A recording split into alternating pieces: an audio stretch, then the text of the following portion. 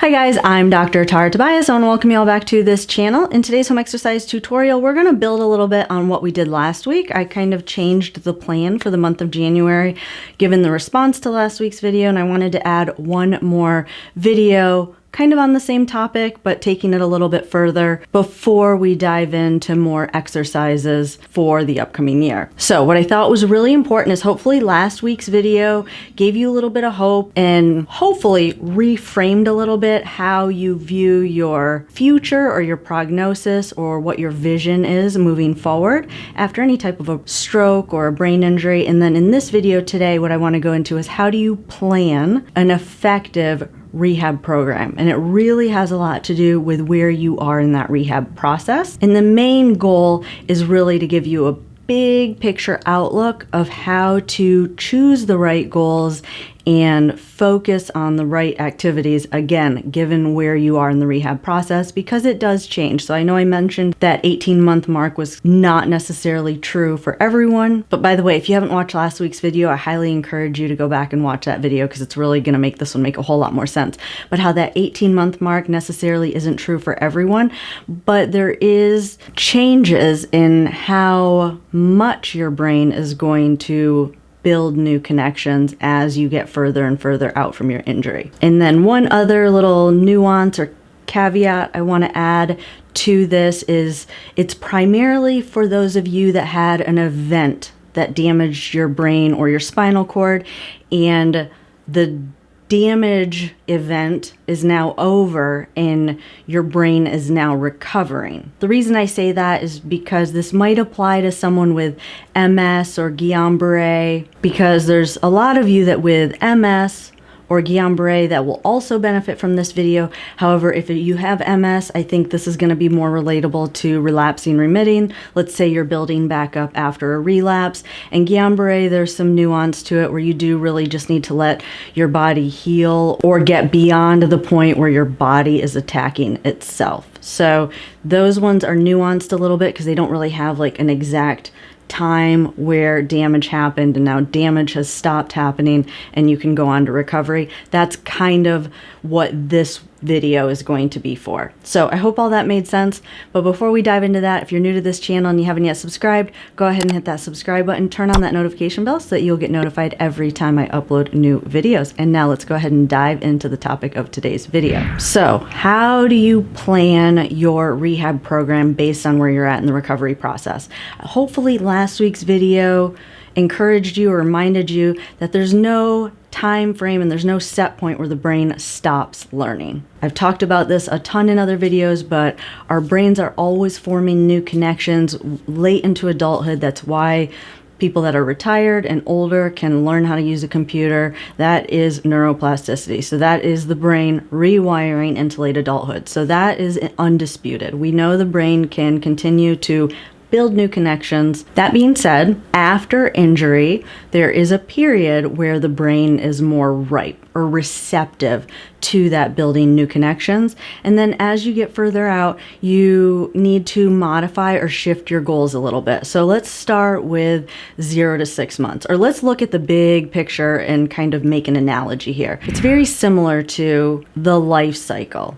So we learn throughout the life cycle, but let's say in the early grade school years, you're learning a lot and your brain is really ripe for learning because there's a lot of things you need to learn really quickly to get to a more autonomous stage or independent stage. And then high school, college, you can kind of reframe that or refocus that learning on things you're more interested in to set you up for whatever career you decide. So I'm just giving you a hypothetical here. And then career years after college, you focus that a little bit more, probably based on your occupation. And then when you retire, those learning experiences or what you choose to focus on to learn probably changes again based on, hopefully, this is what I vision for retirement, based on more hobbies or things that you might want to enjoy, such as golf or bowling or whatever. Like your goals may change again as far as what you want to focus on learning. Now, stroke recovery, brain injury recovery, neuro recovery, I think it's very similar. So let's start with the early stages, 0 to 6 months. The brain is extremely ripe for learning. And so, yes, that is when you're going to see the most progress. And it is when you want to be hyper focused on things that are going to set you up for success for life, just like you would a child. You're very directed. Someone's telling you kind of what to focus on because you don't really know yet what you need for life.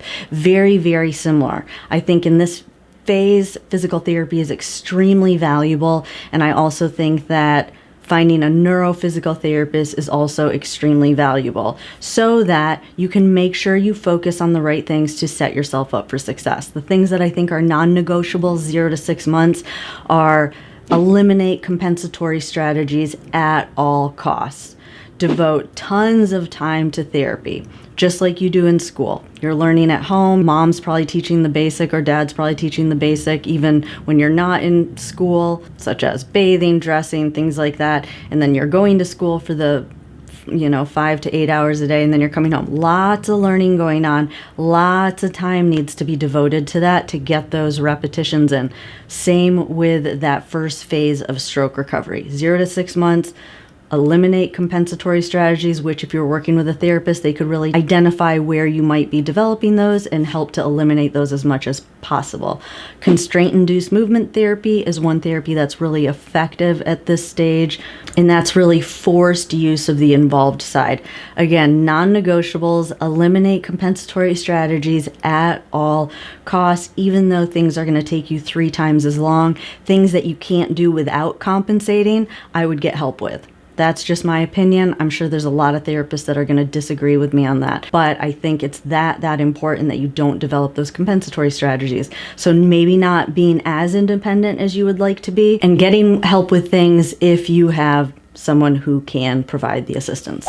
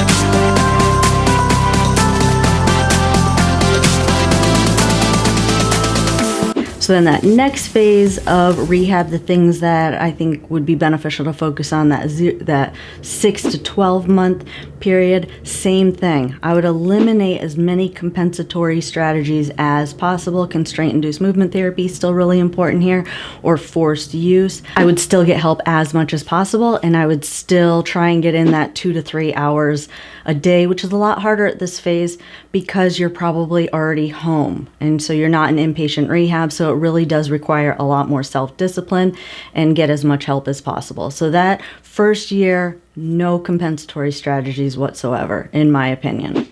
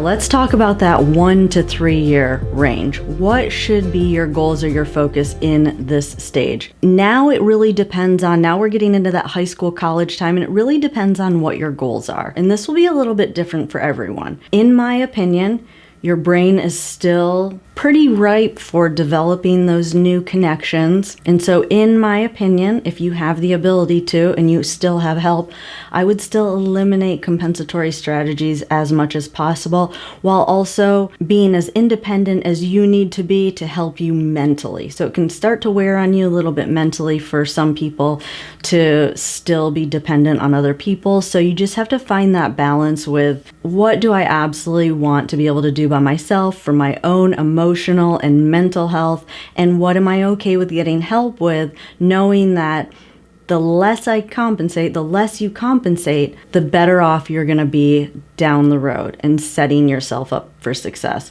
Once you learn compensatory strategies, that's hardwired. Just like, kids that develop bad habits, it's probably hard to break those as adults.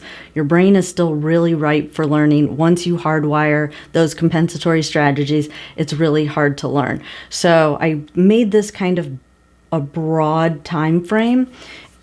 And in this section, I would eliminate as many compensatory strategies as possible, unless there are things that you want to be able to do by yourself without help, even if you know that most likely whatever compensation you develop, that is exactly how you're going to do it down the road.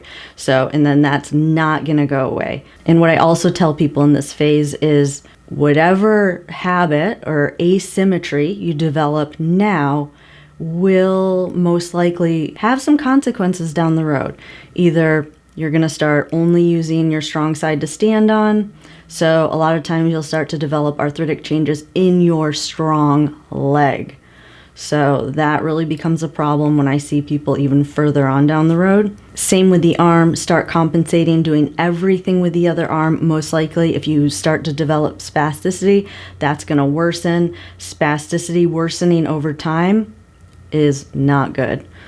Eventually, sometimes you're not going to be able to lift your arm up to put your shirt on or wash underneath your arm or put deodorant on. That's how bad it can get. But again, I say that knowing that some people just want to get back to a normal life. They don't want to spend 3 hours a day doing rehab on these activities that aren't necessarily exercise, but are just these repetitive, what seems to be kind of simple activities.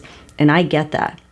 As long as you understand the risks, I think everyone is different, and no judgment here. I would say definitely after that 2-year mark, if you are going to stick with relearning or facilitating normal movement patterns, you have to be that type of person that is patient and can sit and watch a clock tick by. I mean, the progress is going to slow quite a bit, but if you do it, there's nothing in me that thinks that you can't continue to make small changes in normalizing movement on the involved side.